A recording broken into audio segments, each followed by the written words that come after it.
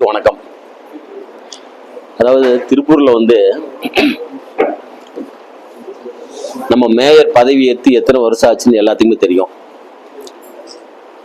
இதுவரைக்கும் நம்ம மேயர் எந்த பணி செஞ்சிருக்கிறாருன்னு கேட்டாக்கா அதுக்கு ஒரு வெள்ளை அறிக்கை கேட்டோம். இது வரைக்கும் அவரால் கொடுக்க முடியல. அதனால அவரை கண்டிச்சு ஒரு தீர்மானமா நம்ம ஒரு முடிவு பண்ணியிருக்கிறோம். சொத்து வரி, இந்த தொழில் வரி, குப்பை வரி எல்லாம் பாத்தீங்கன்னாக்கா மாமன்ற கூட்டத்துல ஒரு தீர்மானம் கொண்டாந்தாங்க. அந்த தீர்மானத்துக்கு அனைத்து கட்சியுமே எதிர்த்தாங்க. ஆளுங்கட்சியா இருக்கக்கூடிய அனைத்து கூட்டணி கட்சிக்காரங்க எல்லாமே எதிர்த்தாங்க. அதுக்கு இது நாள் வரைக்கும் மேயர் சார்பா எந்த பதிலும் கொடுக்க முடியல. அவர்கிட்ட என்ன பதில்னு கேட்டாக்கா என்ன சொல்றாருனாக்கா, இந்த தீர்மானத்தை பத்தி நம்மளுடைய தமிழக அரசுக்கு அனுப்பியிருக்கிறோம். தமிழக அரசு என்ன பதில் வருதோ அதை பொறுத்துதான் நடவடிக்கை எடுக்கப்படும் அப்படின்னு சொல்லி அவர் சொல்றாரு. ஆனா தமிழ்நாடு அரசுல இருந்து இது வரைக்கும் எந்த பதிலும் வரல. தமிழ்நாடு அரசோடைய ஆட்சி இன்னொரு 10 மாசத்துல முடிய போகுது. அப்ப இந்த மக்களுடைய பிரச்சனைகள் என்ன ஆகும்னாக்கா ஒண்ணுக்கும் எதுக்குமே பதில் இல்லை. இதனால அங்க இருக்கக்கூடிய அனைத்து மாமன்ற உறுப்பினர்களும் ராஜினாமா செய்யணும். அப்படி ராஜினாமா செய்ய அவங்க மனசு இல்லைனாக்கா அவங்க மேல நம்பிக்கையில்லா தீர்மானத்தை கொண்டு அவரை நீக்கணும் அப்படின்னு சொல்லி பாட்டாளி மக்கள் கட்சி சார்பா ஒரு கோரிக்கை வைக்கிறோம்.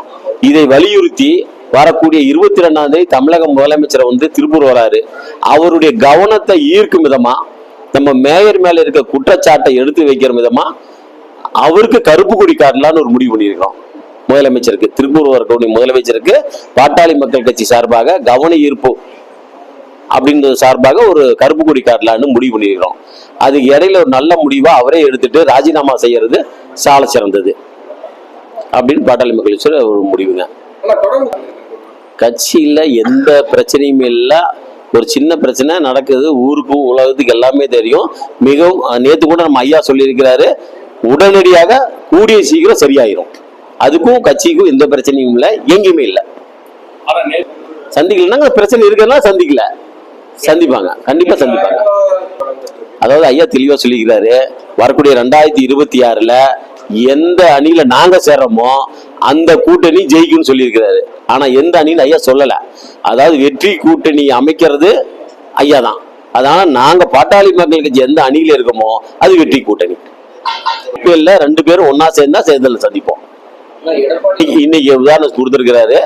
அது பொதுவா இந்த கூட்டணியில இதுவரைக்கும் தமிழ்நாடு அமைச்சரவையில கூட்டணிக்கு இடம் இல்லை. அது நாங்க முயற்சி பண்றோம். முயற்சி பண்ணும்போது அவரவே பேசணும்னு நினைச்சிட்டு அவர் பதில் சொல்லியிருக்கிறாரு. நாங்க அவரை மையப்படுத்தி பேசல. எங்களுடைய அன்புமணி ராமதாஸ் சொன்ன கருத்து அதுதான். அதுக்கு ஒரு பதில் சொல்லியிருக்கிறாரு. கூட்டணி ஆச்சு, அதுக்கு அவரால் பதில் சொல்ல முடியல. எங்க அன்புமணி ராமதாஸ் அவர் சொன்னதுக்கு பதில் சொல்றாரு.